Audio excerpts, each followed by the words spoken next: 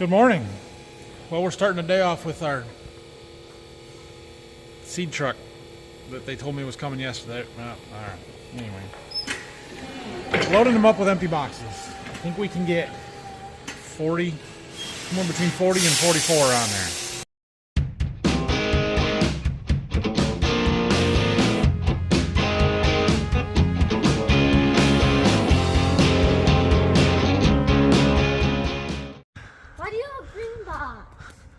Good question. Somebody gave it to me. All right. Well, that made a dent. We've got another full truckload and then another, at least a partial one. So we got some room yet. But the boys are out. Good morning. Well, I'm gonna store it for somebody. Your shirt's on backwards, dude. You guys did so good, though.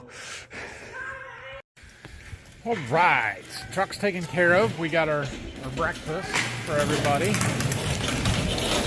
Hey, almost run me over. And we need to back the planter out and start washing. So, not a ton to do to it, but we're going to take our time and try and do a good job. It's coming out hot. Yeah. It's chilly today. It's quite cool for what it has been. So, good or bad, I guess. It's not really, it feels nice. It's just, I'm going to be washing and it's going to be cold. It'll be nice for it to be warm. You finding all the dirt that Brock missed yesterday? Yeah. Okay. You work on that. I'm gonna get some more fuel. We're all suited up so we don't get too soaking wet here today. This won't take that long. It won't be too bad. Well, I've been power washing on here for about an hour. We're just kind of going through mostly low pressure stuff with the handle valve open. There's a few key spots that I know where dirt builds up that I'm trying to hit, like where those pins are that attach the conceal knives right there. Getting a lot of dirt out of there and flushing them. I kind of went around the back side of the row units and did stuff, and now I'm working around the front side here. And up on there on the top of that mounting plate, there's always a lot of dirt, or at least there was when we got it. So we're getting that stuff off. I kind of just bent over everything. I'm going to give Brock some credit here because he did a pretty darn good job yesterday. It's just these small spots that hold dirt that, unless you know it's there, you hit it generally, and then you don't focus in right on them spots and you can't get it. So, yeah, for the most part, this planter is pretty clean. We've got just a little bit more to do. I am going up and hitting these hoses because they like to stay dirty. They look really clean when they're wet, but they dry and then they're like, oh crap, look at all that dirt. So for the most part though, we're in pretty good shape here. I'm going to finish what I've been working on, and then we're going to get the ceramic wash and coat spray stuff out and hit it with that. Brock did use the Andy Clean foam on this yesterday, and he was pretty impressed. He said that stuff worked really good for getting the dirt off of things.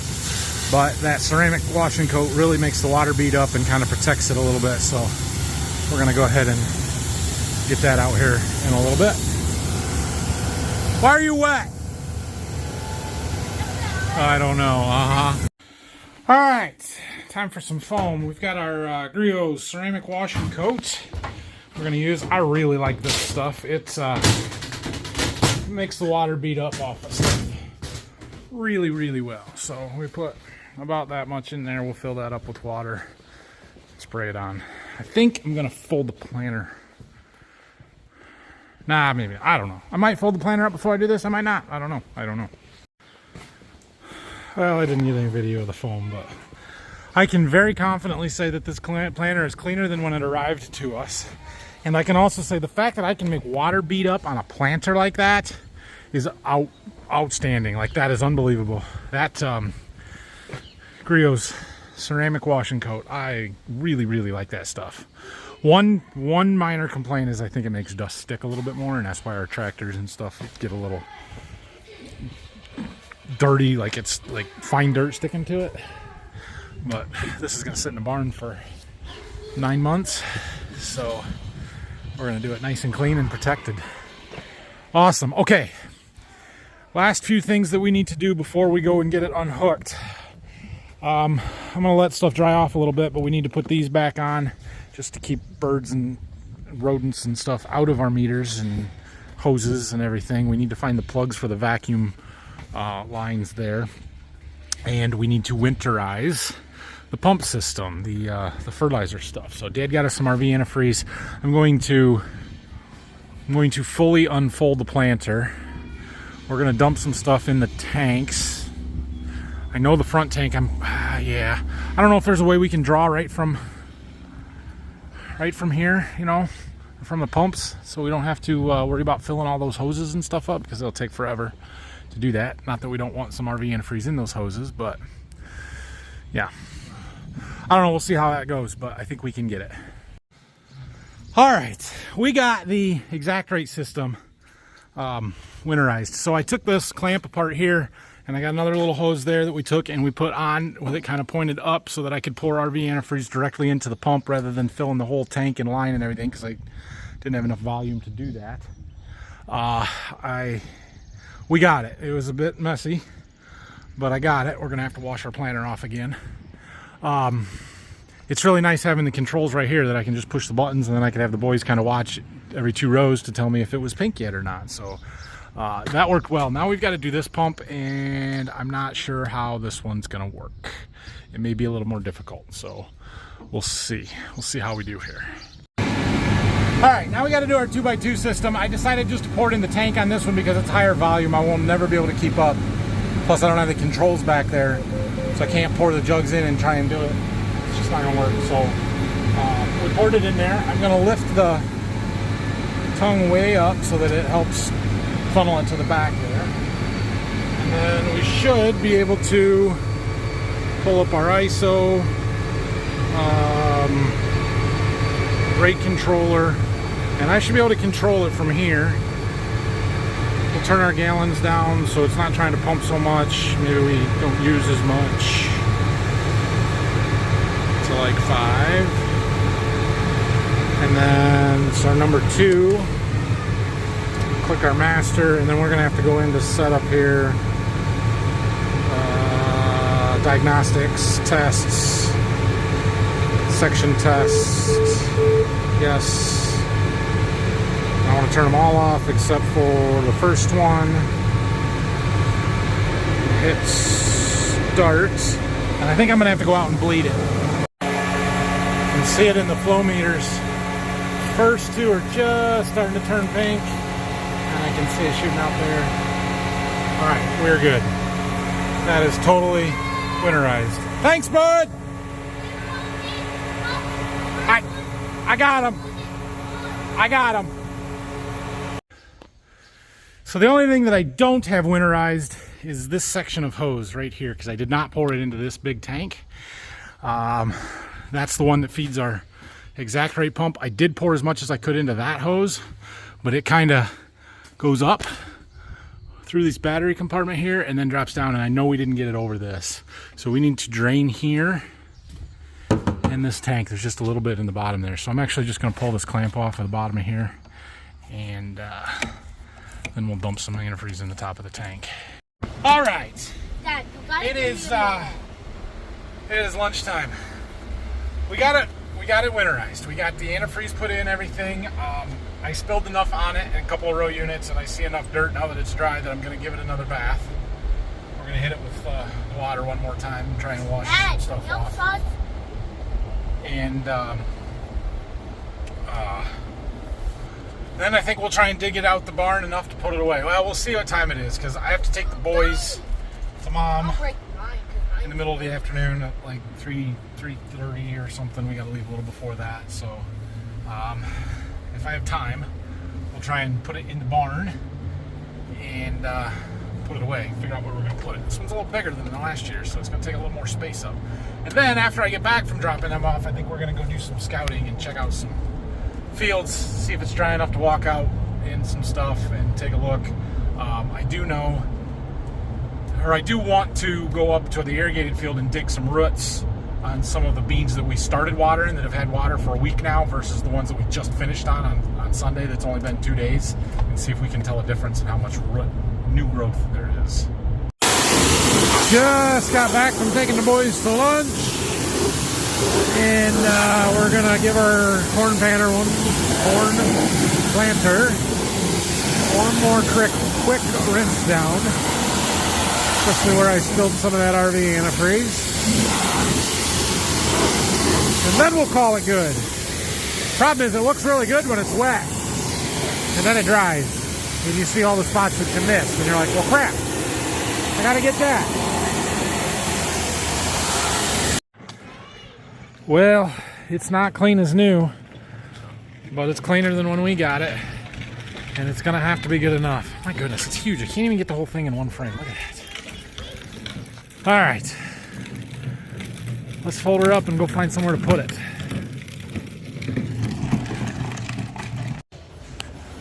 We have some obstacles getting out of the shop. We gotta pull straight through. What? A what? A Pop-Tart? You're still hungry after we just ate all that lunch? Yeah. I suppose. Yeah. We're going to go find a spot to put this. We have to move a bunch of other equipment and get our stuff out of the way, and then we'll go and do it. Now, where are we going to put it? Well, that tractor's going to be in the way. We want it out of the way as much as possible, the planter. Last year we had it clear in the back corner over here, which I'm thinking is still going to be the best place. The issue is the 24-row planter is going to stick out a lot farther from the back wall. There will be two planters, you're right, Brayson, than the 16-row did. So was the 16-row tongue right here? Is that what this oil and fertilizer leak is? Because if that's the case, then we're not going to be too bad. It should fit somewhere in from here. But the combine and this and that have all got to move so we can get it in there. So I think that's what we're going to try. I had considered trying to put it this way along this other old exterior wall here in this corner and just putting it, along here, but I think it'd be better there.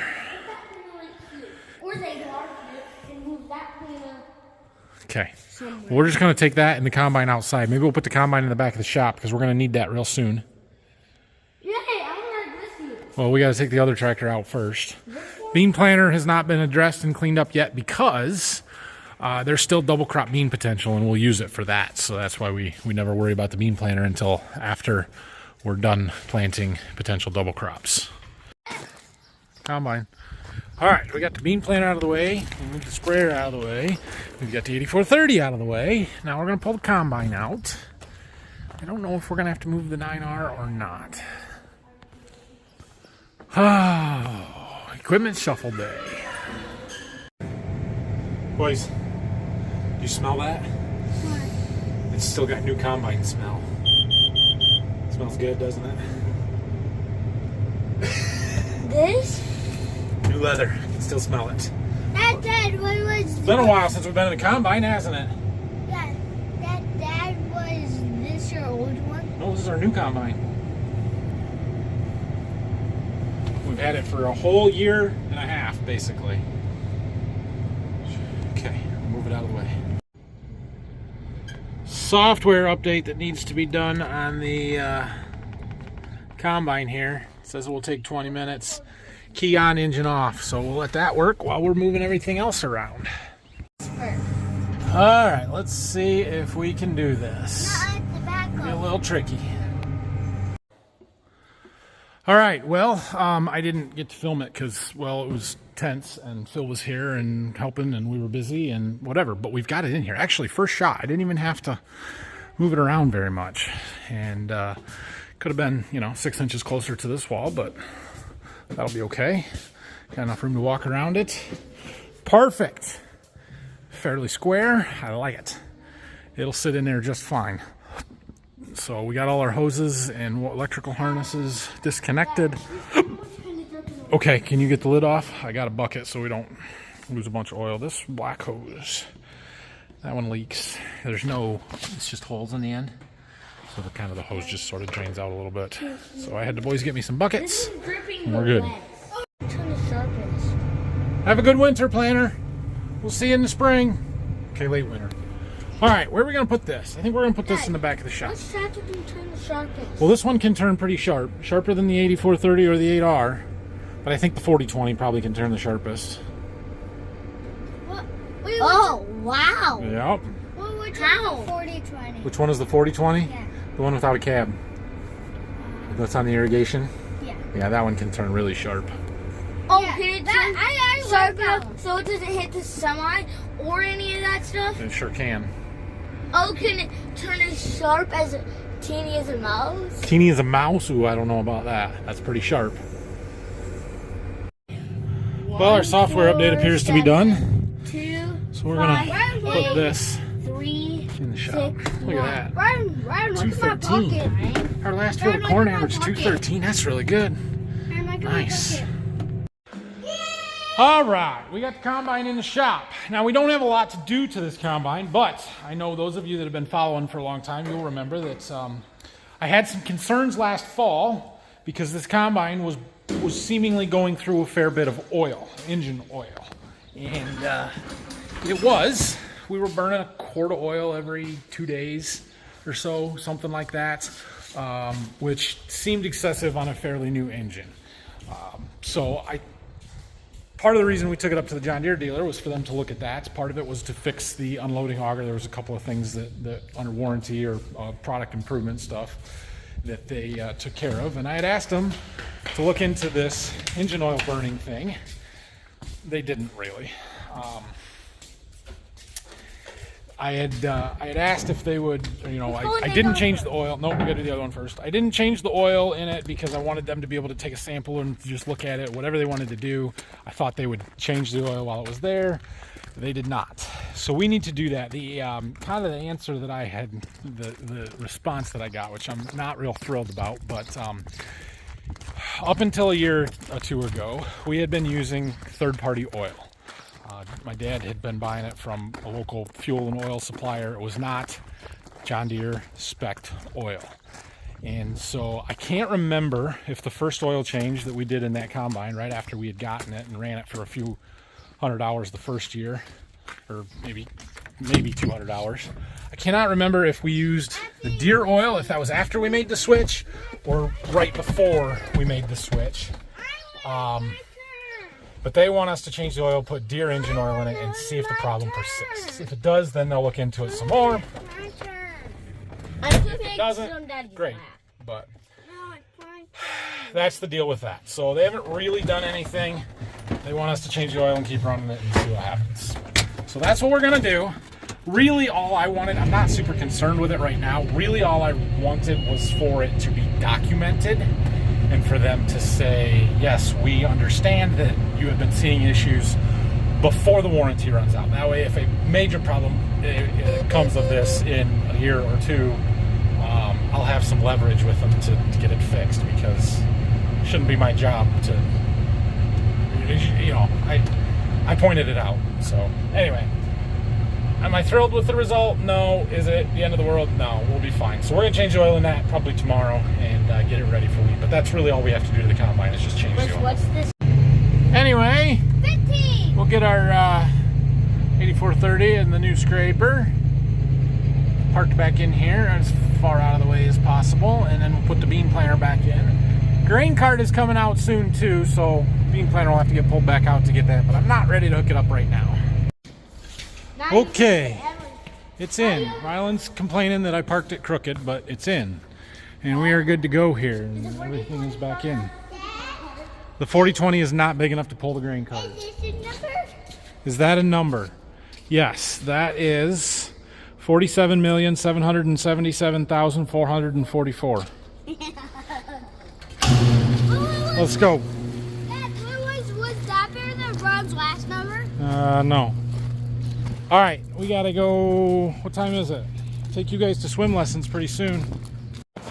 Rylan, what'd you say about the 8RX and the combine before? They look like they're fighting because they're facing. They look like they're fighting because they're facing each other. Who would win, the combine or the 8RX? Combine because it's got more horsepower. The combine because it's got more horsepower. It does have more horsepower, you're right. You think the combine would win? Yes. Is that as much as the 9R? I think it has 473. They 370. Who has the most horsepower? The 8R or the 9R. The 9? No, the most the most in this fight. Oh, the combine in these two. Oh, so I think he's gonna win because he's stronger. Oh, could be. All right, we gotta go down to the seed warehouse. Somebody is down there, I believe, sorting plot signs. Okay, I am back.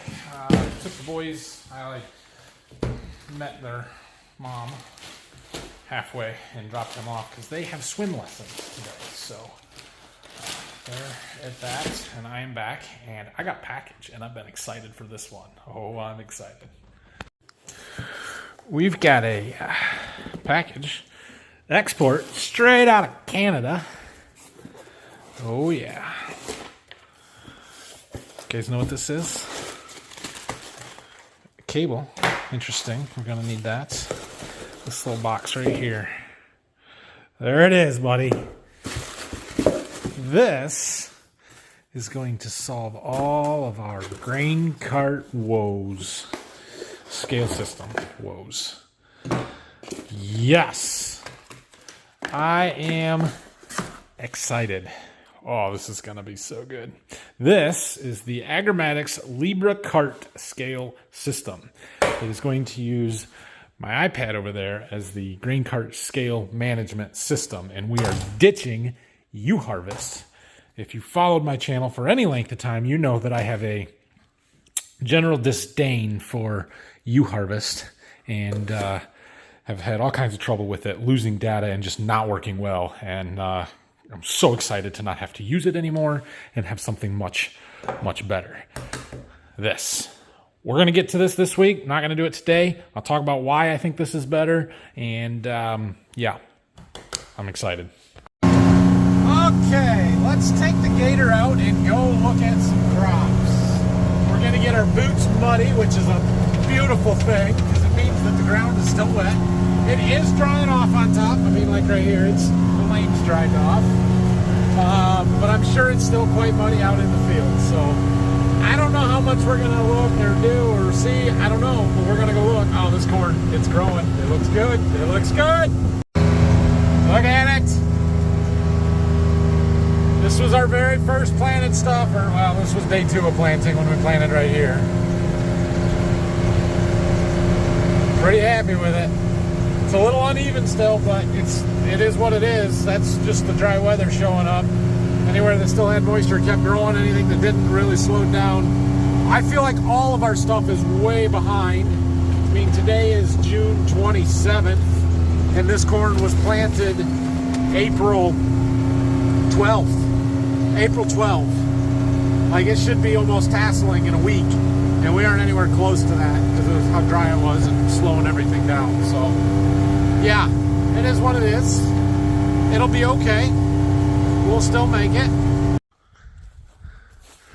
The wheat has pretty well lost all of its green, just a few stragglers there. I had initially, or like a week ago, thought that maybe by this weekend we'd be into wheat. I don't think we're quite going to be there yet.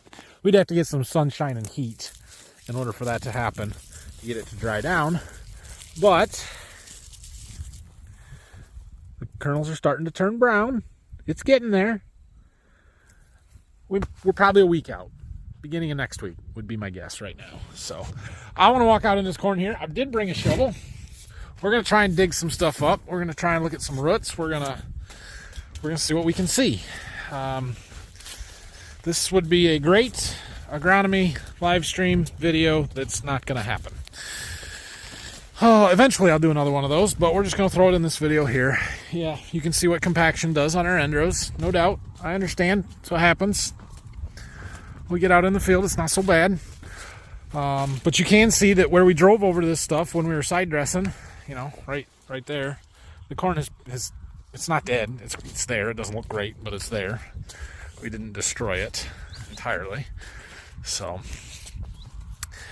yeah, let's do some digging. So, one of the first things that I'm noticing here is we have a little bit of streaking on the newest leaf tissue in here. See that? That is one of two things. It's either a sulfur deficiency or a zinc deficiency. both of which are nutrients that we put on with our planter. And so it shouldn't be showing. The problem was it was so dry we couldn't get it in the plants. I expect, now that we've gotten some rain, for this to go away pretty quickly because our roots are able to get into that starter band, the 2x2 band that was placed right to the side that had sulfur in it, had nitrogen in it. The anhydrous that we put right down the center of the row, it's able to get all of that. This corn's going to turn really nice dark green, and it's going to lose all that streakiness because we got plenty of sulfur and zinc there for the plant to take up. So it's going to look better a week from now than it does today. I can just about assure you of that. We're a little uneven. You know, we've got some big plants. We've got some small plants. I don't like that. There's nothing I can do about it. For the most part, though, we've got a decent stand. It's not perfect. We're missing one there, but then good stand for the rest of that row. That one's missing some over there. I'll take it. We're not going to have what we had last year. Our corn is not going to be anywhere close to where we were last year. But we still have potential for decent corn. Now, here is something that is going to be pretty encouraging. I'm trying to dig this plant out, and I dug deep, and I can hear roots popping all over the place because I did not get them all. We're ripping them off. Look at all of that deep, deep root structure. Oh, that's fantastic. I don't like the spread pattern on it, but it's deep because it's dry, because it was dry. That corn is chasing that moisture down as far as it needed to go to try and get it, and that gives us a really good root system. I do not like that mohawk to it. Look at that. That is atrocious. Oh, I don't know if I just ripped them off because of the way I dug that or if they're really that bad. Those are just like totally in a line and not spread. That is not good. That would tell you that we had sidewall compaction from our planter. But there's roots up here, so yeah, I don't know. I don't like that. Unless that was just the easy place for them to get down and go deeper. But, I mean, these brace roots, nodal roots are coming down through this, no problem. Whew. I call that mohawk roots, and I don't like it at all. Now, this field was the very, very first field that I planted with the new corn planter. I was still learning how to run it, did no idea settings and such on the hydraulic downforce and all of that, and it is entirely possible that we were running way too much downforce on our hydraulic downforce and the gauge wheels, and that's what caused some of that mohawking. We're going to go to some other fields, some later planted stuff, and see if we see the same thing, but that is not good. All right, here's another field of corn. This was later planted, but still in April. I'd have to look up the date exactly. Nice color on this field for the most part. It's got that nice dark green color and looks a little bit better. It's still got some unevenness. We got this pocket right here, and then right here it's really good, and I don't like that. But again, dry weather. What are you gonna do? So we'll walk out here. I'm gonna dig another plant and see if we have a similar issue out here or not. I have no idea if that plant that we dug was in a tractor track row or not. That would be something that is possible, but that was more furrow issue than tractor compaction or planter tire compaction. So, yeah, we don't see quite as much streaking up here. There's a little bit. Not as bad as that last field. Could partially be varietal. Just different varieties are going to look a little different. So, or respond different to how they take up nutrients and all that kind of stuff. But let's dig and see what we come up with. So the shovel goes in the ground much easier now that we've gotten some rain. I'm trying to stay back away from the base of the stalk, put it in as far as I can. But listen.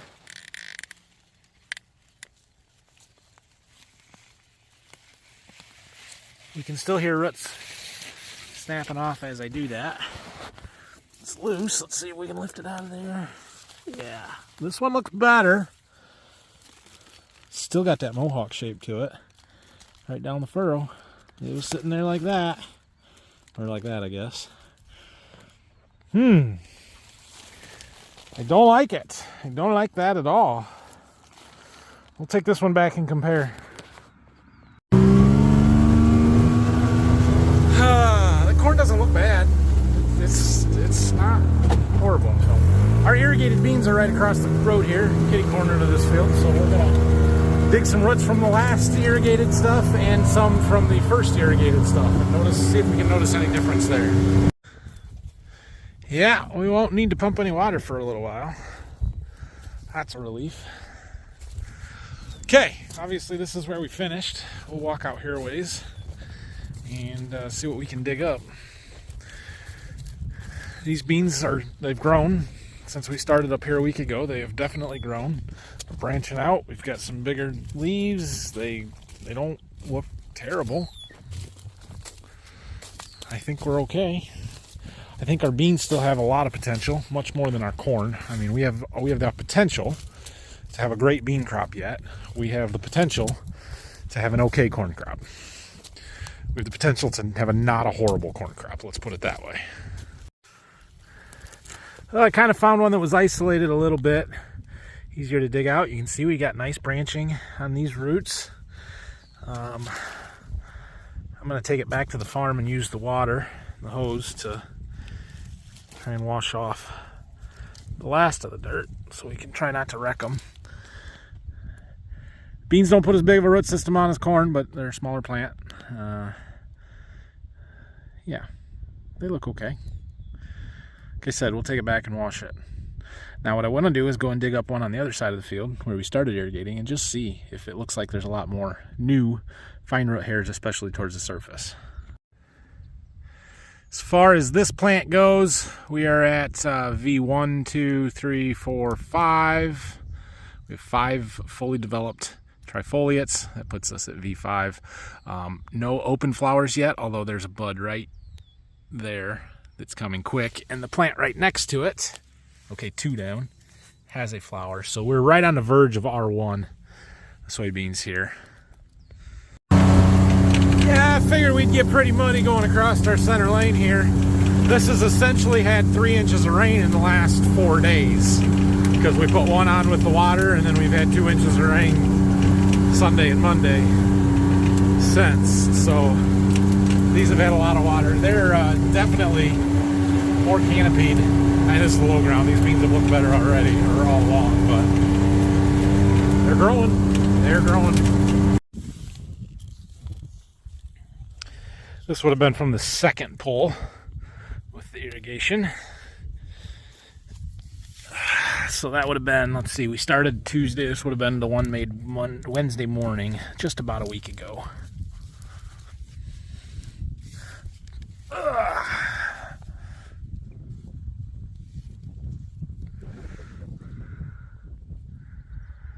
Tough to tell. Let's see, 1, 2, 3, 4, 5, 6. So those right there are the 6th trifoliates coming out. So maybe a little bit ahead. Maybe have kick-started them a little bit, giving them an extra week to grow. Let's go wash some roots and look at some of these other ones while we're here. 1, 2, 3, 4, 5.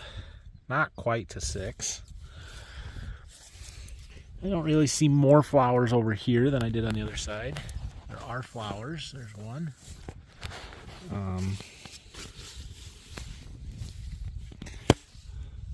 There's a couple.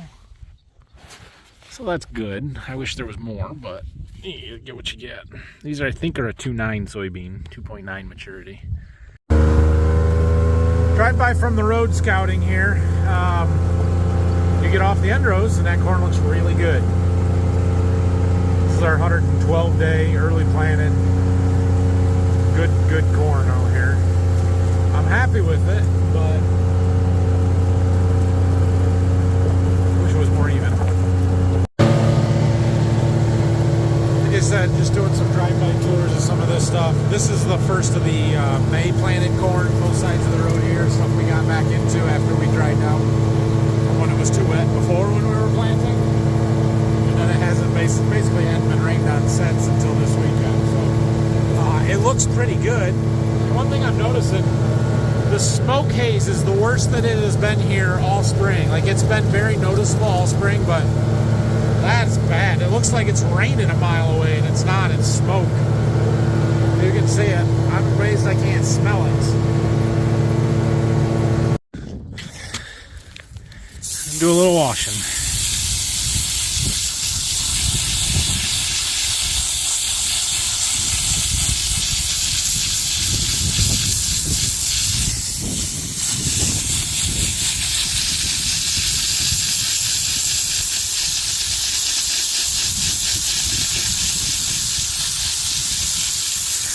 Not perfect. There's a root there that we broke off, but most of them we can get washed off. We don't have that nice Illinois, Iowa, black prairie soils that just falls off the roots when you pull a plant out of the ground. Our clay tends to stick and get cloddy.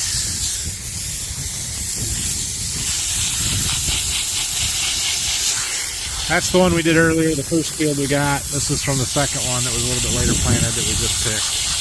The beans are still in the gator, so we'll do them next. Just gonna compare. Okay, I've got them all washed up. Let's see what we see. So we will start over here. This is the first corn that we dug, and you can definitely see that mohawk root where it's wider this way than it is this way. I don't like it. Don't like it at all. Now some of these other ones are starting to penetrate through there.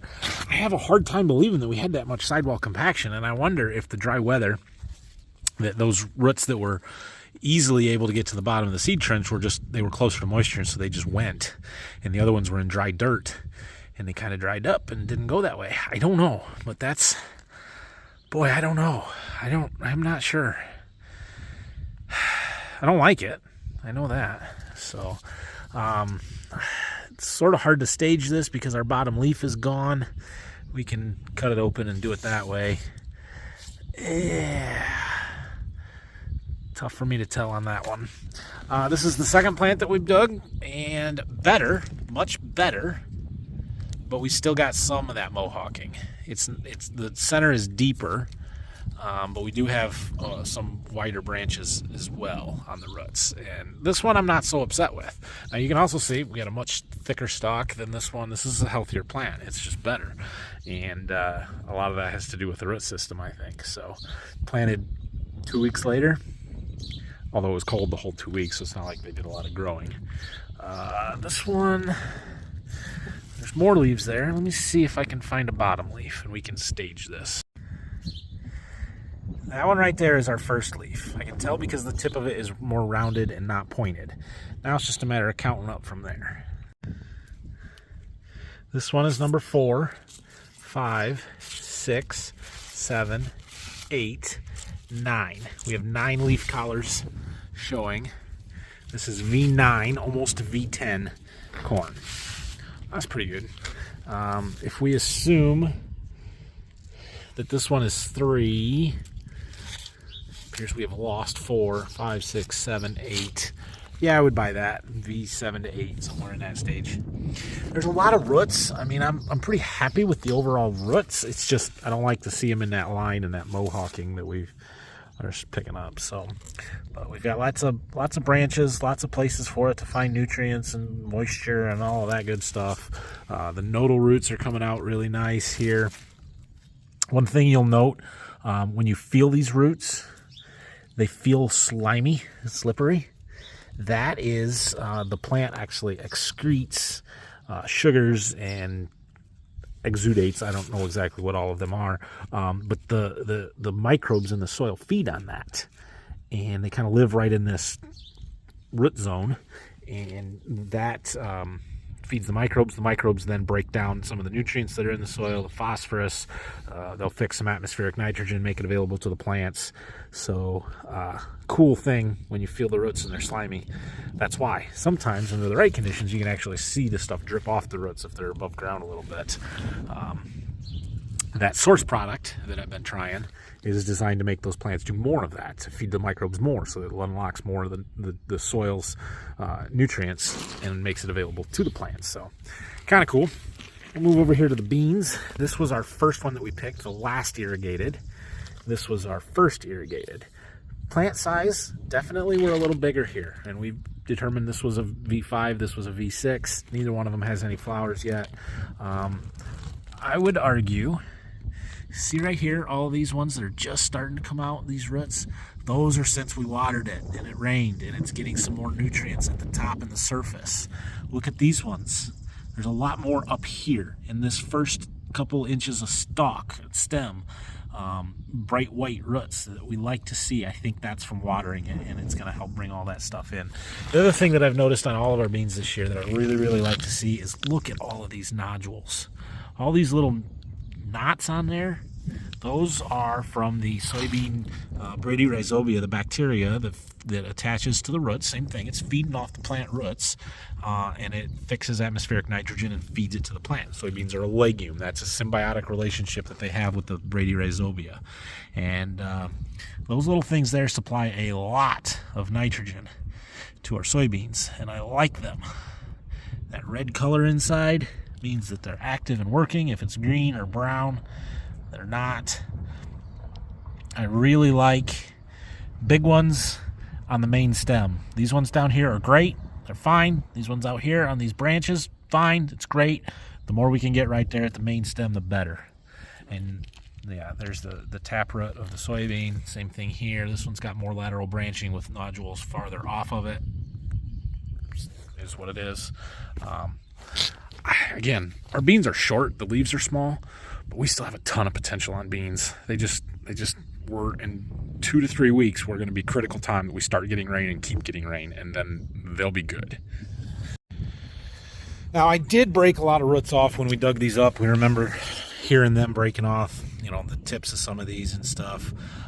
Just you can only get them so much, but the fact that that root system is that narrow and doesn't spread any more than that is why placement of our nutrients is so important, and I feel like doing it with the planter and wide dropping some nitrogen on is a good thing because it puts it where these plants can get it. You put it in the center of the row, there's no roots out there. They're just not going to get it, not efficiently. So yeah, anyway, that's what I got. All right, I'm going home, 6 o'clock. So thanks for watching today. If you have any questions and comments, leave them down below. And tomorrow we're going to start working on the combine. We're going to get the oil changed. We'll probably hook the bean head up and get the cutter bar changed on that. Brock's coming tomorrow afternoon, so he can help me work on that. And yeah, we'll go from there. So I don't know if we'll get the grain cart out tomorrow or not, but we've got the rest of the week to work on that stuff. So that's my plan. Have a great night, everybody. We'll see you later.